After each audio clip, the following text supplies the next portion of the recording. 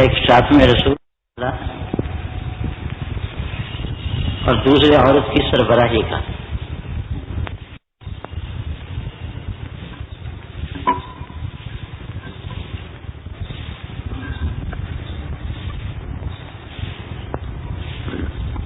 اس لیے اپنے موضوع سے ہٹ کر میں آج ان دونوں مسئلوں کے بارے میں کچھ عرض کرتا ہوں۔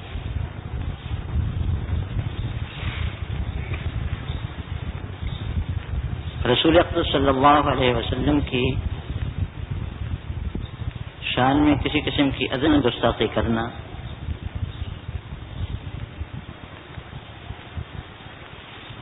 یہ انبیاء کرام علیہم الصلوۃ والسلام میں سے کسی ایک کی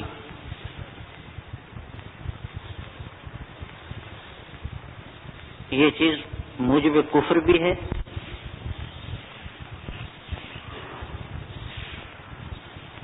اور اس کی سزائے موت ہے۔ اسلامی شریعت میں اس کی سزائے موت ہے۔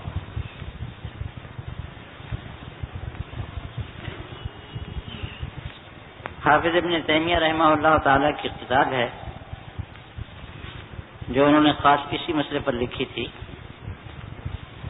السیف المسلول الصارم المسلول علی شاتم الرسول۔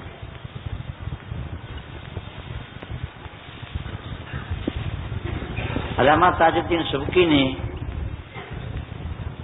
اسی موضوع پر ایک رسالہ لکھا تھا، السیف المسلول علی شاتم الرسول۔ ہمارے اکابر نے بھی اس پر رسالے لکھے۔ علامہ ابن عابدین شامی رحمہ اللہ تعالی کا رسالہ ہے، لمبا نام ہے اس کا، تنبیہ الولاد والحکام علی شاتم خیر الانام۔ مقصد یہ ہے کہ رسول اکرم صلی اللہ علیہ وسلم کی شان میں گستاخی کرنے والا اگر مسلمان ہو تو مرتد ہو جاتا ہے، اور اسلامی قانون کے مطابق اس کی سزائے موت ہے۔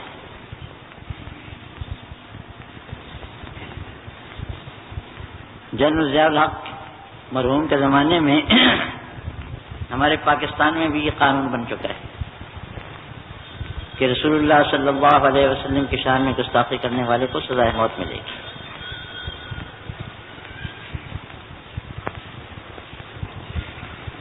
جہاں تک گستاخی کا تعلق ہے،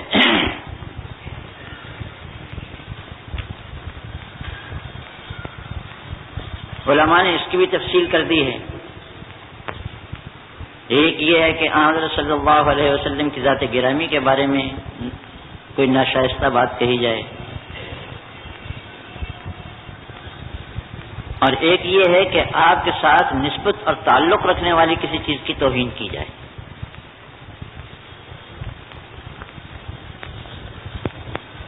یہ توہین اس چیز کی نہیں ہے بلکہ اس نسبت کی ہے جو اسے رسول اللہ صلی اللہ علیہ وسلم کی ذات گرامی سے حاصل ہے۔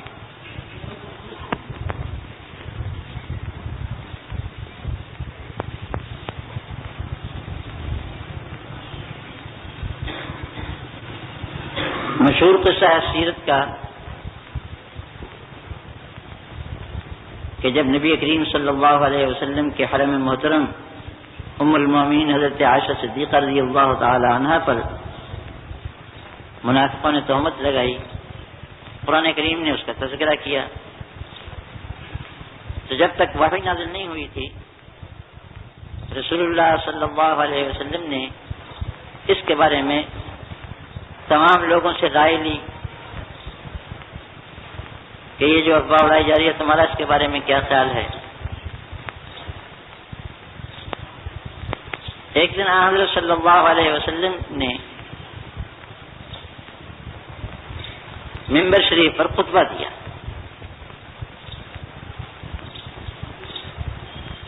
اور اس میں یہ ارشاد فرمایا کہ تم میں سے کون ایسا ہے جو مجھے میرے گھر والوں کے بارے میں ایذا دیتا ہے۔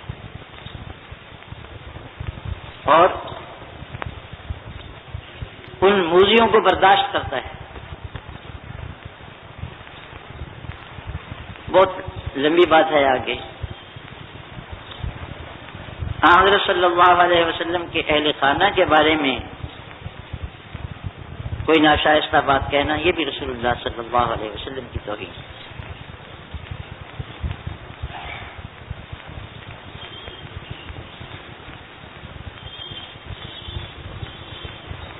اگر کوئی شخص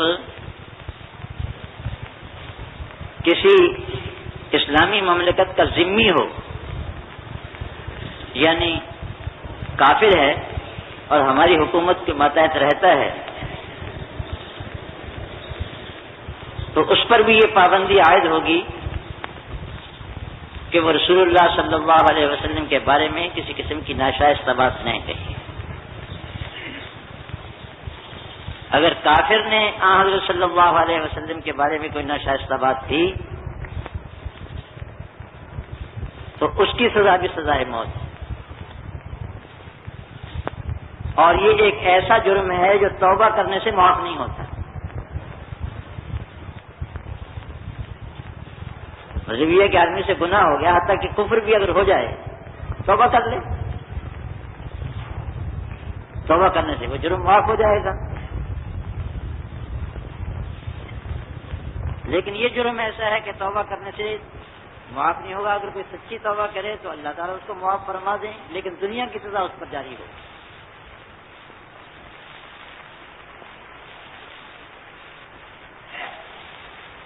مغربی دنیا یا تو ملحد ہے یعنی کسی دین و مذہب کو مانتی نہیں,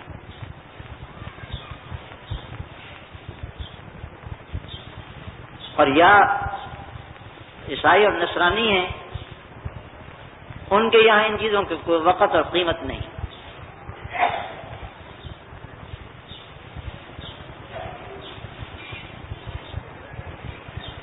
اس لیے ان کے یہاں یہ چیزیں چلتی رہتی ہیں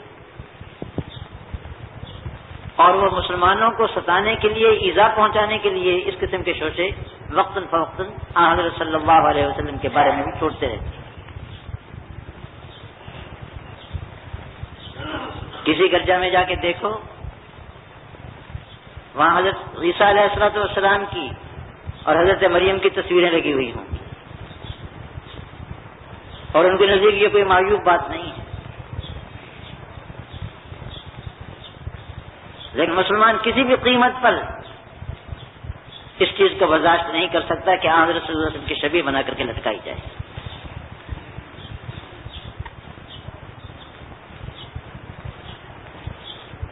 غالباً سن 82 کی بات ہے, ہمارے ایک دوست ہیں گلاسکو میں برطانیہ میں, اور بڑے جری ہیں, بڑے بہادر ہیں, پٹھان ہیں.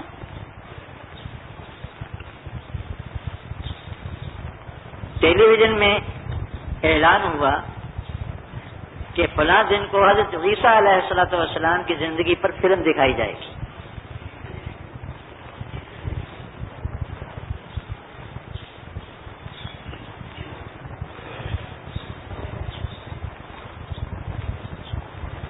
انہوں نے یہ خبر پڑھی یا سنی تو ٹیلی ویژن کے ادارے کو ٹیلی فون کیا کہ یہ میرے مکان کا پتہ ہے اور یہ میرا ٹیلی فون نمبر ہے, یہ میرا نام ہے. تم نے حضرت عیسیٰ علیہ السلام کی زندگی پر فلم دکھانے کا اعلان کیا ہے اور میرے عقیدے کے مطابق حضرت عیسیٰ علیہ السلام ایک جلیل القدر پیغمبر تھے. ان کی زندگی پر فلم دکھانا ان کی توہین ہے اور میں کسی نبی کی توہین برداشت نہیں کر سکتا.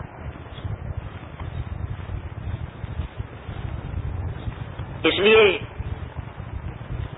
تمہیں یہ تنبیہ کرنا چاہتا ہوں کہ اگر تم نے یہ فلم دکھائی تو تمہارے ٹیلی ویژن کی عمارت کو بم سے اڑا دوں گا. اور میں کوئی خفیہ کارروائی نہیں کرنا چاہتا ہوں, میں تمہیں اپنا مکان کا نمبر بھی دے رہا ہوں, ٹیلی فون کا پتہ بھی دے رہا ہوں. یہ فلم نہیں چلے گی.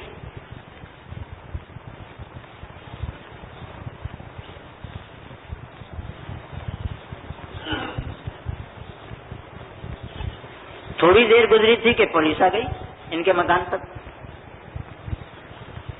تمہیں پتہ تو انہوں نے پورا دیا تھا. پوچھا کہ آپ نے ایسا ٹیلی فون کیا ہے ٹیلی ویژن کو؟ کہا کہ ہاں میں نے کیا ہے, میرا یہ نام ہے. کہا چلیے. گرفتار کر کے لے گئے. جج کے سامنے پیش کیا, فوراً چلا. جج نے کہا کہ تم کوئی وکیل مقرر کر لو جو تمہاری طرف سے صفائی پیش کرے. انہوں نے کہا جی نہیں, میں اپنا مقدمہ خود لڑوں گا, مجھے کسی وکیل کی ضرورت نہیں. جج نے کہا اچھی بات ہے, تم نے یہ ٹیلی فون کیا؟ انہوں نے کہا جی ہاں.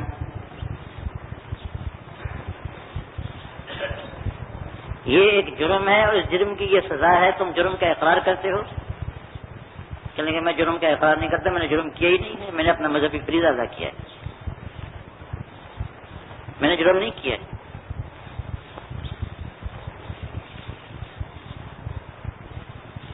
کافی دیر تک جج کے ساتھ بحث ہوتی رہی.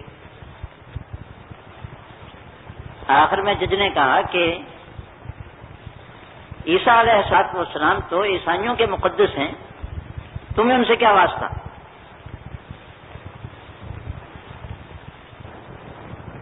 انہوں نے کہا کہ نہیں, آپ کو غلط فہمی ہوئی ہے.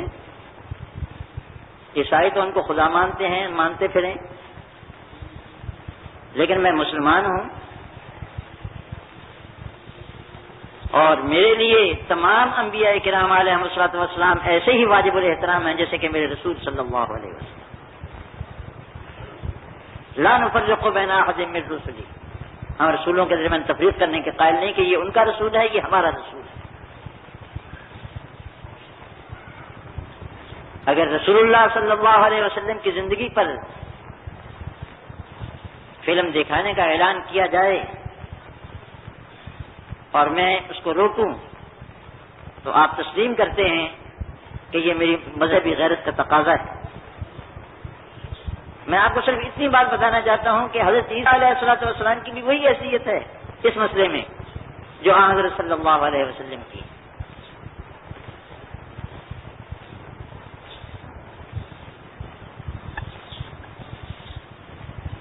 غرضے کہ جو کچھ بھی جج کہہ سکتا تھا اس نے کہا اور یہ اس کا جواب دیتے گئے. جج نے اپنے فیصلے میں لکھا کہ ان کو بری کیا جاتا ہے اور ٹیلی ویژن کو حکم دیا جاتا ہے کہ وہ اس فلم کو نہ چلائے.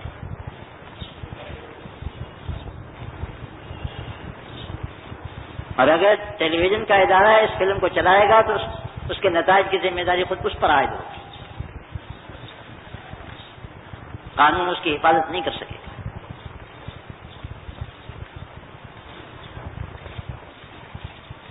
راجپال کا قصہ اور غازی المدین کا قصہ مشہور ہے.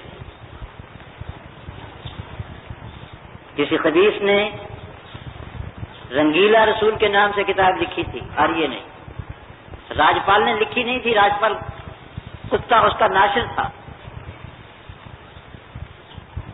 اس نے وہ شائع کی تھی, اس کا مصنف نہیں تھا. مصنف کوئی اور تھا, نامعلوم کون تھا وہ.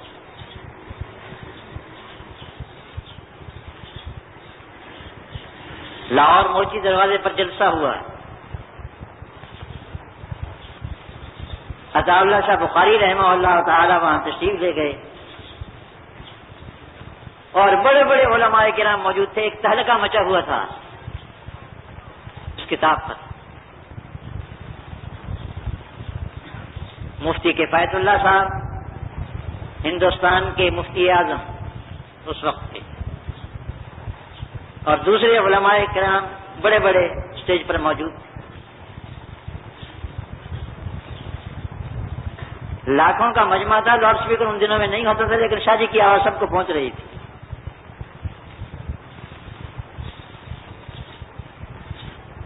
یہ شاہ جی کی کرامت تھی, کسی کو شکایت نہیں, میں نے خود بھی سنی ہے تقریر.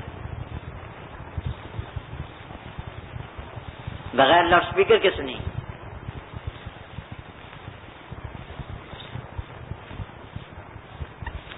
شاہ جی مسئلے کو بیان کر رہے تھے.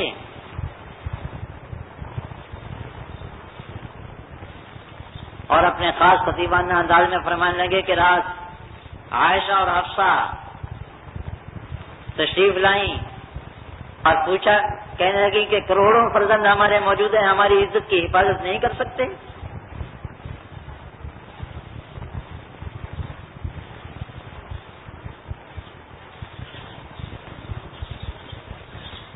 شاہ جی نے کہا کہ وہ دیکھو عائشہ اور حفصہ کھڑی ہیں، یعنی بلا مبالغہ سارے کے سارے اس طرف دیکھنے لگے اور لوگوں کی چیخیں نکل گئی. یہ تقریر سن کر ایک نوجوان اٹھا، نہ نماز چاہا کرتا تھا نہ روزہ، ایسا ہی آدمی تھا، ایک عامی تھا. اس نے ایک چھرا لیا اور چھرا دبا کر کے ٹھیک دن کے 10 بجے راجپال کے دفتر میں پہنچا اور اس کو وہاں ذبح کیا اور چھرے سمیت اب تھانے پہنچ گیا کہ میں اس خنزیر کو قتل کر کے آیا. مقدمہ چلا، ہندوؤں کا پورا روپیہ اور پوری طاقت ان کی لگی. ادھر مسلمانوں کی طرف سے بھی کافی پیروی کی گئی. قائد اعظم بمبئی سے اس کی پیروی کرنے کے لیے آئے، لیکن تمام وکلاء ایک ہی نقطہ پڑھاتے تھے، پٹی پڑھاتے تھے کہ تم مکر جاؤ کہ میں نے قتل نہیں کیا.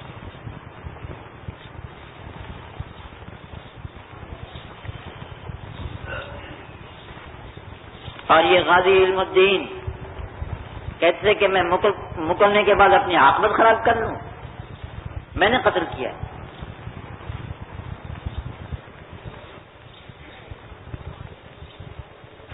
قاضی احسان احمد شجابادی، خود میں نے ان کی زبان سے سنا ہے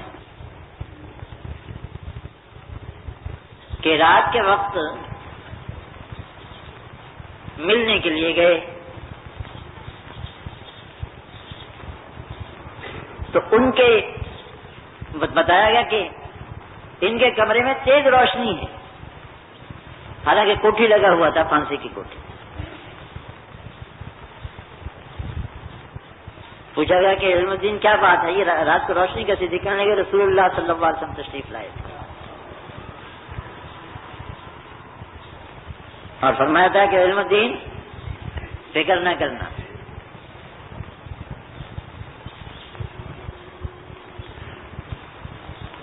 یہ شیطان رشدی، اس نے شیطانی آیات کے نام سے کتاب لکھی ہے. اخبار والوں نے ٹھیک کیا کہ شیطانی آیات کے بجائے اس کا کتاب کا نام رکھ دیا شیطان کتاب، اور اس کا نام سلمان رشدی کے بجائے شیطان رشدی رکھ دیا. ٹھیک کیا. اس شیطانی کتاب میں وہ تمام جو یہود و نصارہ حضرت صلی اللہ علیہ وسلم کے بارے میں بکتے رہتے تھے، اس نے ایک افسانے کے رنگ میں، ناول کے رنگ میں وہ سب کچھ لکھ دیا. اور مسلمانوں کو اس وقت پتہ چلا جب یہ کتاب چھپ کر کے بکنے لگی، کئی زبانوں میں اس کے ترجمے ہوئے.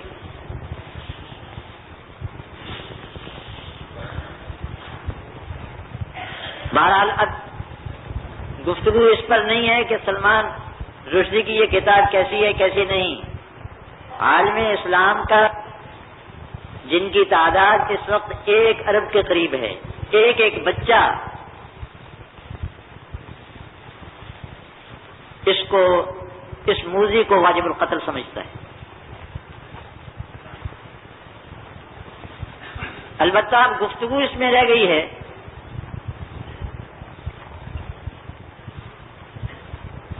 کہ امریکہ، برطانیہ اور مغرب کی دوسری طاقتیں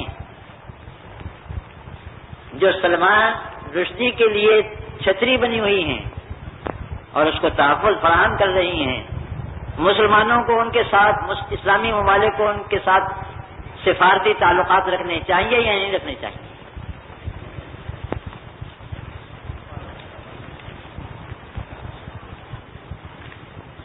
ہمارا مسئلہ اب یہ ہے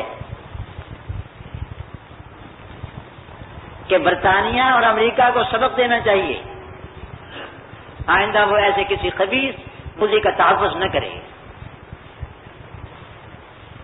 سلمان رشدی ایک کتا ہے، اس کو مار دیا گیا، ٹھیک ہے، ایک باورے کتے کو مار دیا، ٹھیک ہے، مارنا چاہیے، لیکن ہمیں رنج اور صدمہ یہ ہے کہ برطانیہ اور امریکہ نے آج تک ہمارے جذبات کو سمجھا کیوں نہیں؟ انہوں نے تمام مسلمانوں کو اتنا ہی بے غیرت کیوں سمجھا جتنے وہ خود بے غیرت ہیں اپنے بڑوں کے معاملے۔ ان کے نبیوں کو کوئی گالی نکالتا رہے، ان کو کچھ نہیں ہوتا، اور بوقت ضرور سے وہ خود بھی نکال لیتے ہیں۔ ان کی کسی قسم کی توہین کرے کوئی پرواہ نہیں۔ غلام احمد قادیانی جس نے حضرت عیسیٰ علیہ الصلوۃ والسلام کو فوش گالیاں دی ہیں، وہ ان کی گود میں بیٹھا ہے، برطانیہ کی، پاکستان سے فرار کر کے۔ غلام احمد قادیانی کا پوتا مرزا طاہر پاکستان سے بھاگ کر برطانیہ کی گود میں بیٹھا ہے، کیونکہ ماں ہے اس کی۔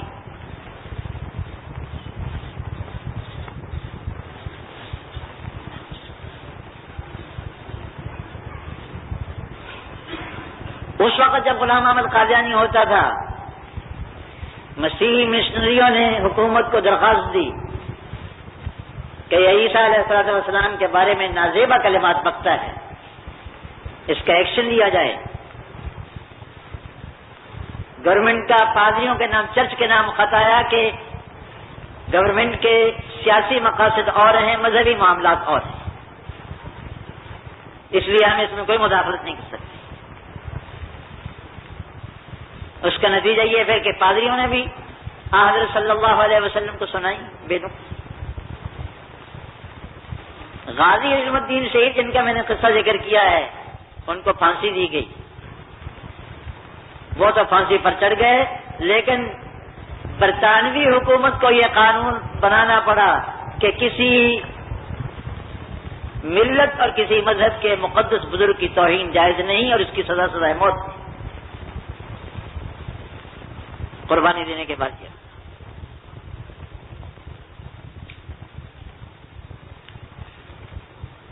آپ حضرات کا مطالبہ تو یہ ہونا چاہیے کہ برطانیہ اور امریکہ معافی مانگیں مسلمانوں سے، اس کو تحفظ فراہم نہ کریں، اور اس کتے کو ماریں، باولے کتے کو، اور اگر وہ اس کو تحفظ فراہم کرتے ہیں تو اسلامی حکومتوں کو ان طاقتوں کا بائیکاٹ کرنا۔ آپ اس نقطہ نظر سے متفق ہیں؟ ایسا ہی ہونا چاہیے۔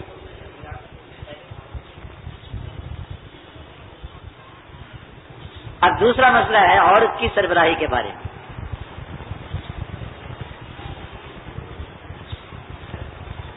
چونکہ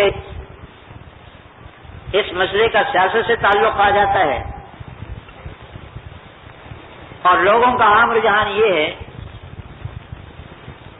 کہ جب کسی مذہبی مسئلے پر گفتگو کی جائے تو وہ یہ کہہ کر کہتے ہیں یہ سیاسی مسئلہ ہے، اور یہ مخالفوں کی طرف سے یہ بات کہی جا رہی ہے، تو اس کو بے قیمت کرنے کی کوشش کرتے ہیں۔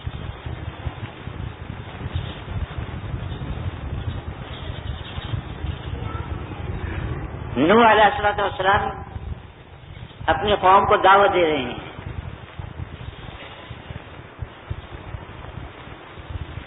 اور وہ جواب میں کہتے ہیں انہو اللہ رجل مثلکم، یہ بھی تم جیسا ایک آدمی ہے۔ چودھری صاحبان کہتے ہیں لیڈر قوم سے کہتے ہیں کہ یہ بھی تم جیسا ایک آدمی ہے، یرید ان یتفضل علیکم، یہ تمہارا بڑا بننا چاہتا ہے۔ یہ جو دعوت پیش کر رہا ہے اس کا سیاسی مقصد ہے۔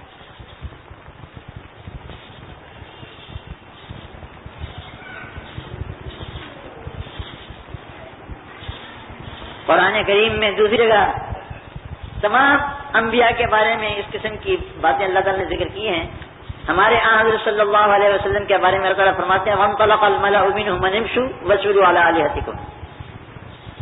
کافروں کے سردار مجلس سے اٹھے اور لوگوں سے یہ کہتے ہوئے چلے گئے کہ میاں اپنے بتوں پر جمے رہو. ان هذا الا شيء يراد. یہ صاحب یعنی محمد صلی اللہ علیہ وسلم جو دعوت پیش کر رہے ہیں اس کا سیاسی مقصد.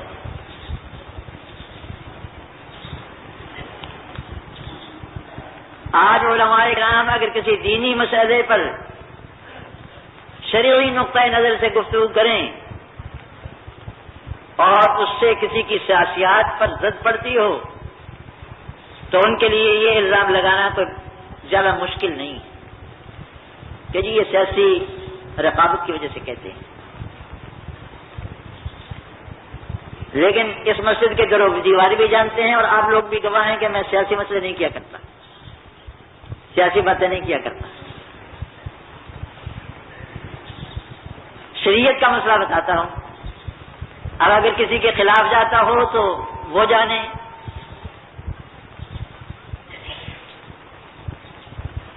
اور ایک بات اور کہنا چاہتا ہوں ساتھ, کسی کو مسئلہ معلوم نہ ہو, غفلت کی وجہ سے کر جائے ایک کام تو اس کی حیثیت دوسری. کسی وقت اس کی لاعلمی کو عذر تسلیم کر لیا جاتا ہے کہ چلو چھوڑو ناواقف تھا چلا. اور اگر ایک شخص مسئلے کو جانتا ہے اور پھر غلطی کرتا ہے تو اس کی حیثیت کچھ دوسری ہو جاتی ہے. اور ایک آدمی غلطی کرتا ہے اور سمجھتا ہے کہ میں نے غلطی کی ہے, اس کا جرم ہلکا ہے. اور ایک آدمی جرم کرتا ہے اور جرم کرنے کے بعد کہتا ہے میں نے کوئی غلطی نہیں کی. یہ سب مولویوں کی بنائی ہوئی باتیں.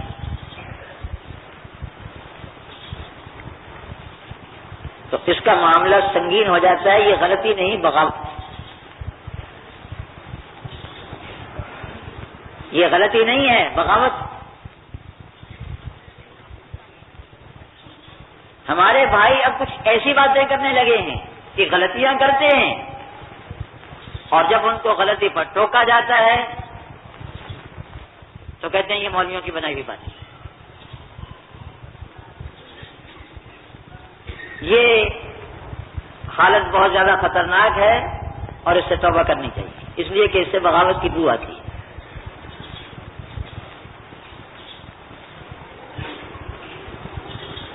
ایک نقطہ یہ بھی یاد رہنا چاہیے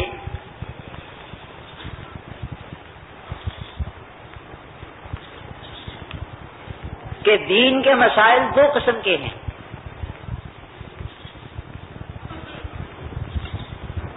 بعض مسئلے ایسے ہیں جو قرآن کریم میں صاف صاف لکھے ہوئے ہیں, احادیث متواترہ میں صاف صاف آئے ہیں, اور تمام ائمہ دین نے بغیر کسی اختلاف کے ان پر صادق کیا ہے, ان کو قبول کیا ہے. اور بعض مسائل ایسے ہیں جس میں ائمہ دین کا اختلاف ہو جاتا ہے. کوئی کہتا ہے کہ اس طرح کر لینا چاہیے, دوسرا کہتا ہے نہیں اس طرح کرنا چاہیے. اجتہاد کا اختلاف ہے.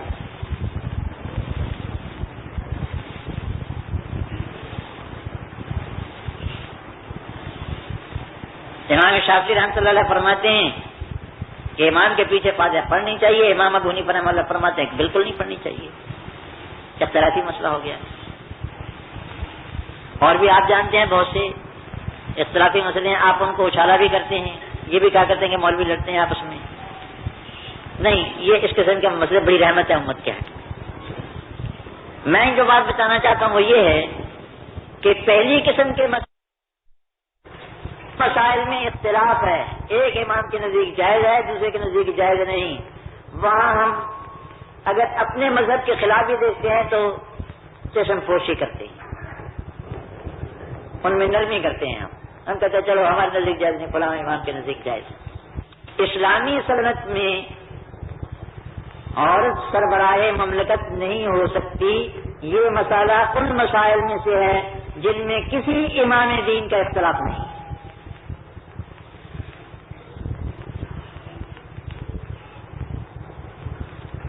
آپ نے بھی اخباروں میں لوگوں کے مضامین پڑھے ہوں گے حمایت میں،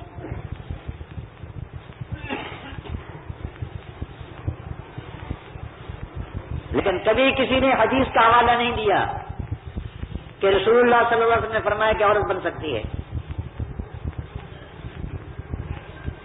کبھی کسی نے امام مالک کا، امام شافعی کا، امام احمد بن حنبل کا، امام ابو حنیفہ کا فیصلہ ہمارے سامنے پیش نہیں کیا کہ عورت بن سکتی ہے۔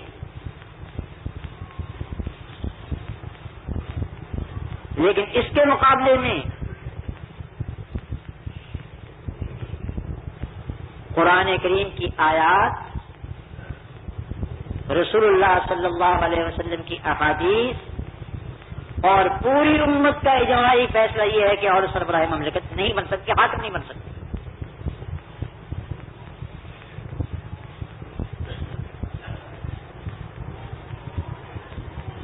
الرجال قوامون علی النساء، کوئی ترجمے والا قرآن کریم اٹھا کر کے دیکھ لو، وہاں ترجمہ یہ لکھا ہوا ملے گا مرد حاکم ہیں عورتوں پر۔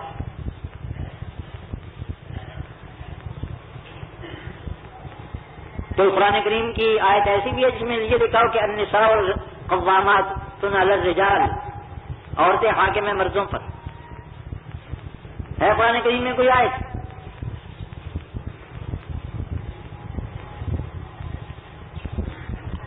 اور اس آیت کے ضمن میں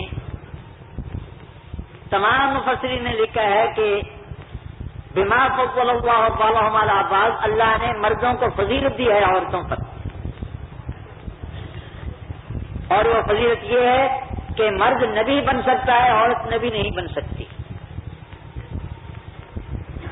مرد امام بن سکتا ہے، عورت امام نہیں بن سکتی۔ مرد سربراہ مملکت بن سکتا ہے، عورت نہیں بن سکتی۔ حتیٰ کہ مرد اذان دے سکتا ہے، عورت نہیں اذان نہیں دے سکتی۔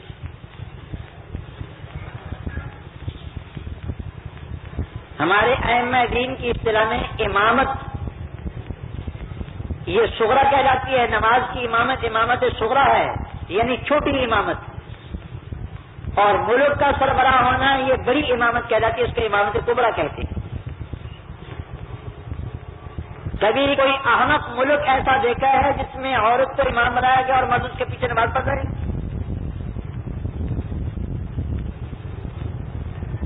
اسی طرح اسلام کی 1400 سالہ تاریخ میں اس کو برداشت نہیں کیا گیا کہ عورت حاکم ہو اور مرد محکوم۔ ہمارے سامنے پیش کی جاتی ہیں کچھ مثالیں کہ التمش کی بیٹی رضیہ سلطانہ بنی تھی، تو ہمیں معلوم ہے کہ اس وقت کے علماء نے کیا فتویٰ دیا تھا اس کے بارے میں، اور پھر اس کا انجام کیا ہوا تھا۔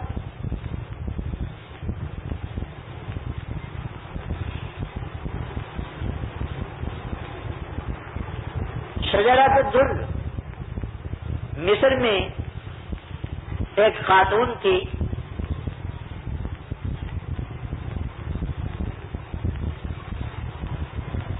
اور تھی باندھی، تھی بڑی چالاک۔ اس نے اپنے آقا کو قتل کروا دیا، بادشاہ کو، اور بعد میں خود حاکم بن گئی۔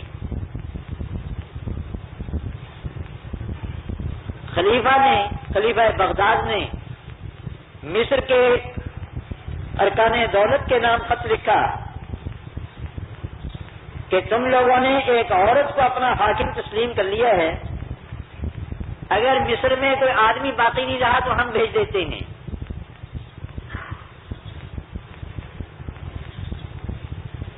اگر مصر میں کوئی حاکم نہیں رہا ہے تو ہم بھیج دیتے ہیں۔ اور تمہیں معلوم نہیں ہے کہ رسول اللہ صلی اللہ علیہ وسلم نے ارشاد فرمایا ہے کہ لن یفلح قوم ولوا امرهم امرأة، وہ قوم کبھی فلاح نہیں پائے گی جس نے اپنا حاکم عورت کو بنا دیا۔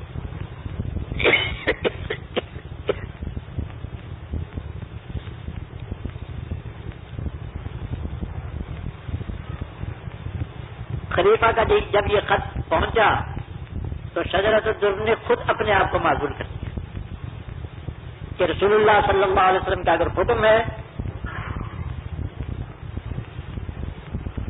تو میں ہٹتی ہوں، فلاں آدمی کو بنا دوں، ایک شخص کو حاکم بنا دیا گیا، بادشاہ بنا دیا گیا، اور شجرۃ الدر نے اس کے ساتھ شادی کر دی، بعد میں اس کو بھی قتل کروا دیا اپنے غلاموں سے، اور اس کی سزا میں خود بھی قتل ہوئی۔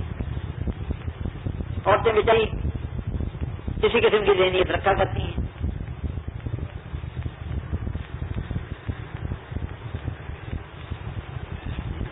مستدرک حاکم میں ہے بسند صحیح کہ آن صلی اللہ علیہ وسلم نے ایک لشکر بھیجا تھا، وہ فتح کی خوشخبری لے کر آیا۔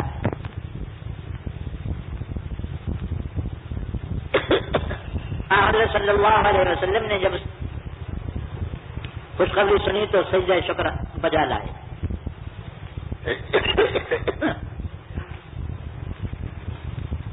اور اس سے حالات دریافت کرنے لگے۔ وہ قاصد دونوں لشکروں کے حالات بیان کرنے لگا۔ حالات بیان کرتے ہوئے اس نے ایک بات یہ کہی تھی کہ عجیب بات یہ ہے کہ ان کی افسر عورت تھی۔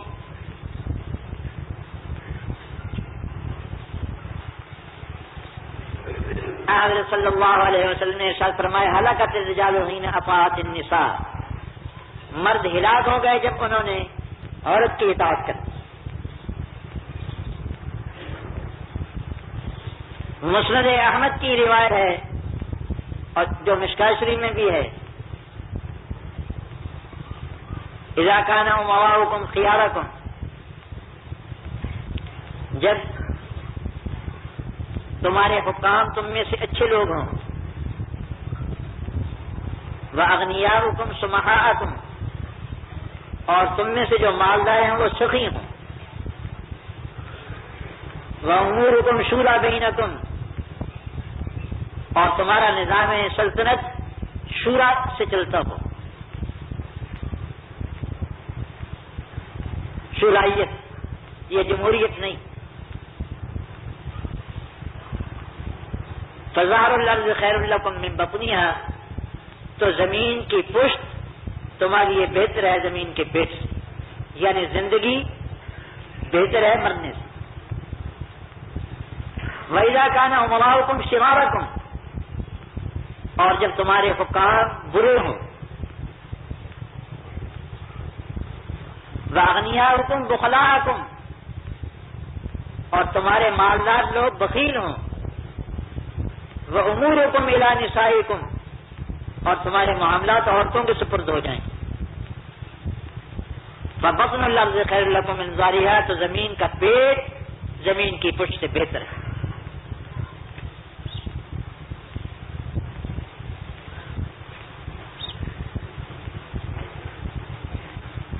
شاہ ولی اللہ محدث دہلوی رحمہ اللہ تعالی حجت اللہ البالغہ میں لکھتے ہیں کہ یہ مسئلہ کہ عورت سربراہ مملکت نہیں بن سکتی صرف اہل اسلام کا مسئلہ نہیں ہے، بلکہ وہ تمام لوگ جن کی فطرت سلیم ہے، خواہ عرب ہوں یا عجم ہوں، مشرقی ہوں یا مغربی ہوں، مومن ہوں یا کافر ہوں، وہ سب کے سب اس نقطے پر متفق ہیں۔ اسی لیے میں نے کہا تھا کہ جس طرح بعض دفعہ انسانوں کے یہاں عجیب الخلقت بچے جنم لیتے ہیں،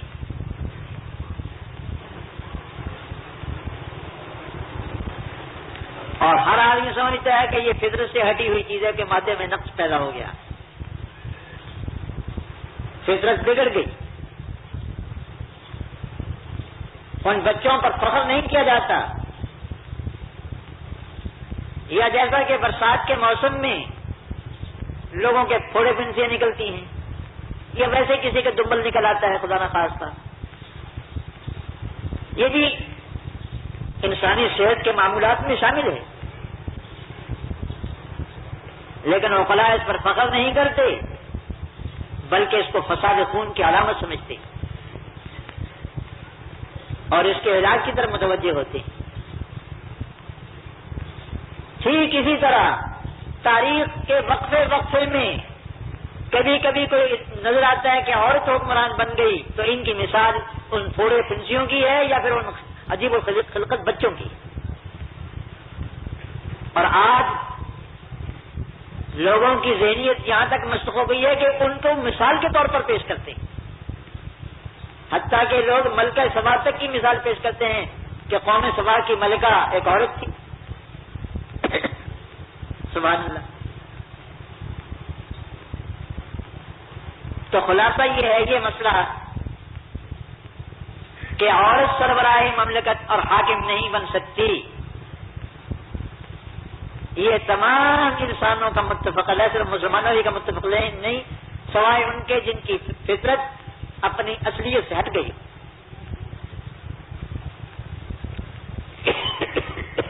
آپ حضرات کو یاد ہوگا کہ مسٹر ذوالفقار علی بھٹو کے زمانے میں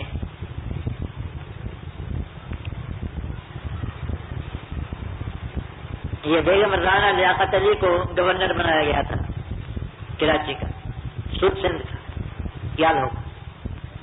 اور یہ بھی یاد ہوگا کہ اس نے ایک دفعہ بیان دیا تھا کہ عورتوں کے لیے یہ عہدہ مناسب نہیں۔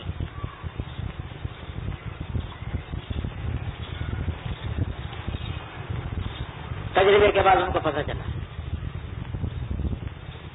ملک کا وزیر اعظم یا گورنر، تمہیں معلوم نہیں کہ اس کو تنہائیوں میں کن کن لوگوں سے ملاقات کرنی پڑتی ہے؟ کیا عورت متحمل ہے تنہائی کی غیر نامحرم کے ساتھ؟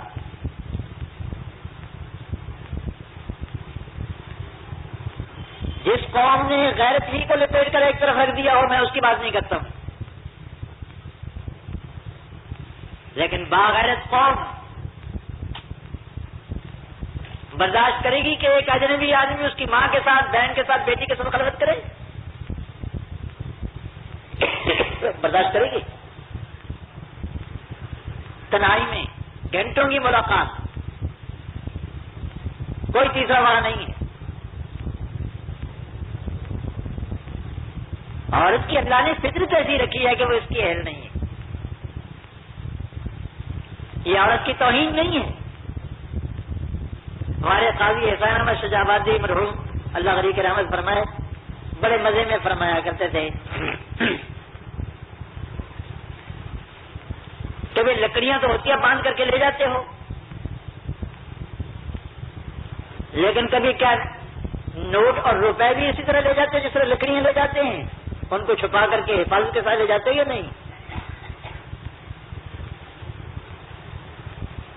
نوٹوں کی توہین ہے یہ کہ ان کو تم کاغذوں میں لپیٹتے ہو، بٹووں میں لپیٹتے ہو، جیب میں ڈالتے ہو، تجوری میں ڈالتے ہو اور بڑی حفاظت کے ساتھ اس کو رکھتے ہو۔ کیا صاحب یہ نوٹ کی توہین ہے یا اس کا احترام اور اکرام ہے، اس کی عزت ہے؟ مردوں کا کیا، وہ لوگ نوٹ باندھے پھر رہے ہیں باہر، لیکن عورتوں کو بھی اس پر قیاس کیا جائے گا؟ قاضی صاحب یہ بھی کہا کرتے تھے کہ تم گوشت خرید کر کے لے جاتے ہو، تھال پر گوشت رکھ کر کے ننگا سر پر رکھ کر کے بازار میں چلو گے؟ نہیں، چیلیں جھپٹیں گی۔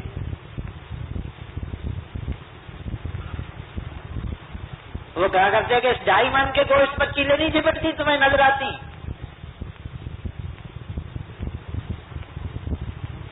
غرضے کہ عورت کی فطرت اب تعالی شان نے ایسی بنائی ہے کہ وہ ان کاموں کے لیے موزون نہیں ہے۔ وآخر دعوانا ان الحمدللہ رب العالمین، اور پچھلے جمعے کا تتمہ۔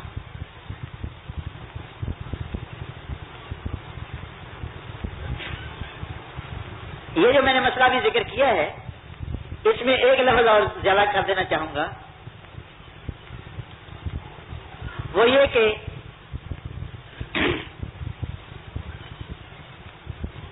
اگر عورت کو سربراہ مملکت بنا دیا گیا ہو تو اس کو معزول کرنا واجب ہے.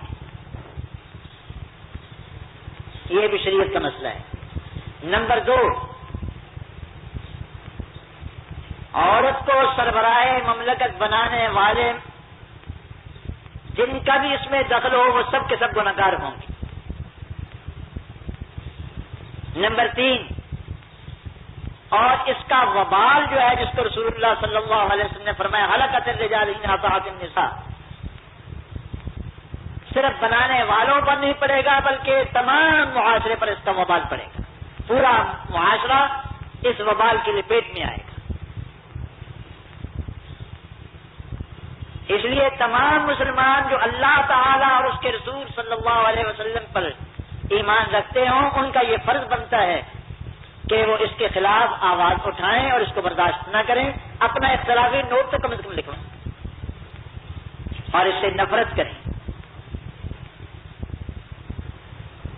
اگر سیاسی جماعت ہونے کی وجہ سے یا اپنی پارٹی ہونے کی وجہ سے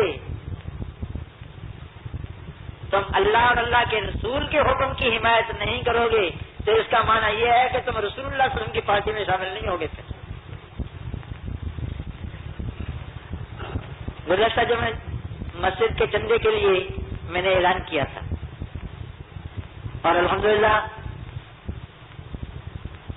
احباب نے بہت زیادہ ہمت کی ہے. اس دن 7,500 کے قریب ہو گیا، 7,500 کے قریب ہو گیا تھا. اس کے بعد میں بھی دوستوں نے کچھ جمع کروائے. آج میں صرف اتنا کہنا چاہتا ہوں کہ بھئی جو حضرات بھی اس میں شرکت فرمانا چاہیں 5 منٹ میں. جزاک ماشاء اللہ ماشاء اللہ. تیار کردہ علمی کیسٹ گھر کیسٹ اور سی ڈی ملنے کا پتہ نوٹ فرمال ہے. علمی کیسٹ گھر، دکان نمبر 5، فاطمہ پلازا، بالمقابل مدنی مسجد، پڈلبی ایریا، کراچی. Phone number 63708113.